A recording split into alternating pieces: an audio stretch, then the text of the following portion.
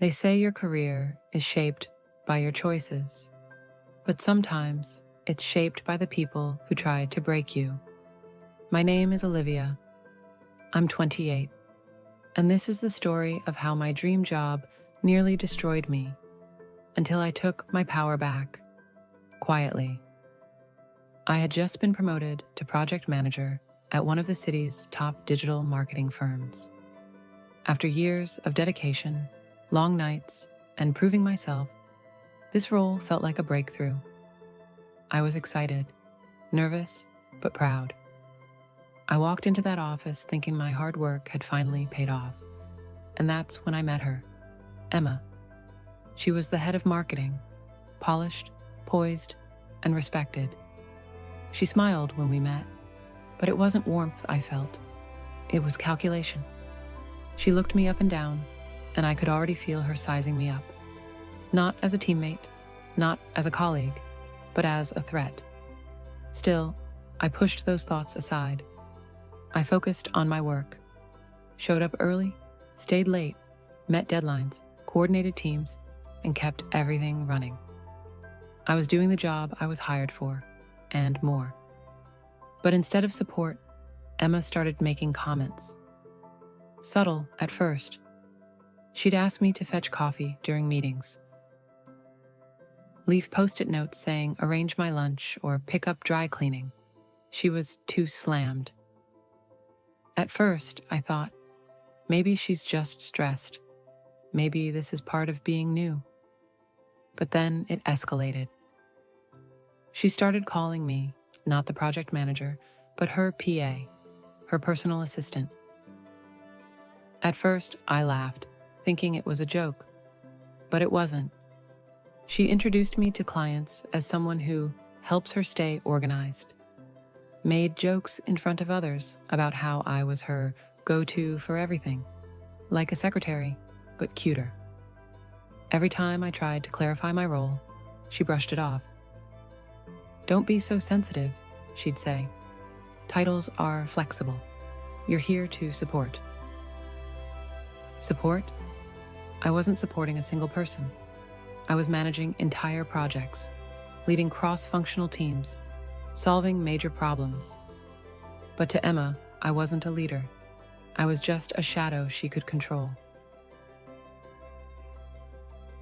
She handed me errands, asked me to schedule her doctor's appointments, even cancel her gym membership, because apparently I had nothing better to do.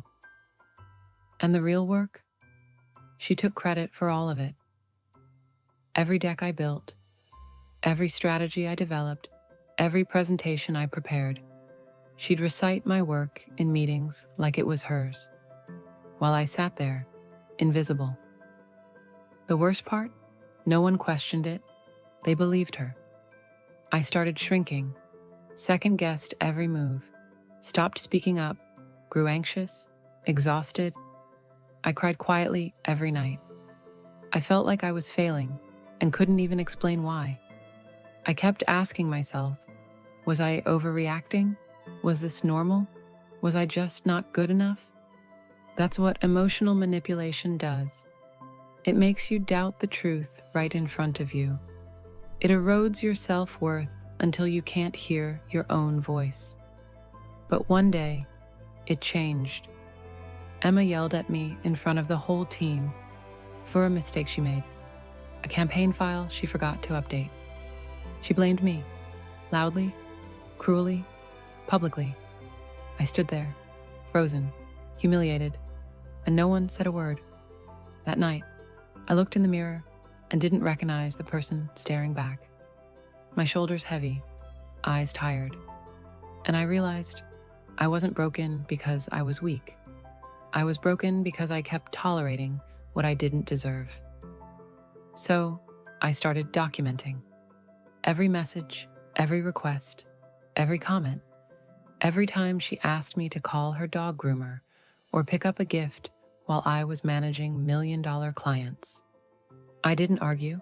I just kept doing my job while collecting proof. And then I planned my exit. No announcement, no warning.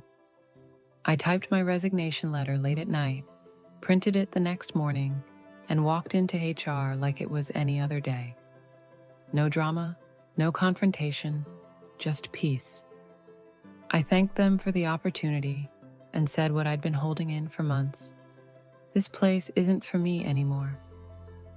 I didn't stop by her office, didn't explain, didn't need her validation. I left with my dignity and never looked back. 2 weeks later, I joined a small but growing startup.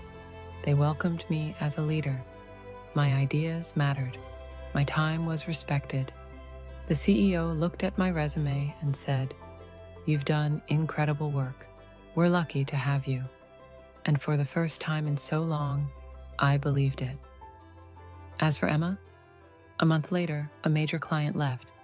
She couldn't recover, complaints surfaced, and she was quietly let go. Just like me. Except I chose to leave. That's real power, knowing when to walk away. She called me a PA, but I was always a project manager.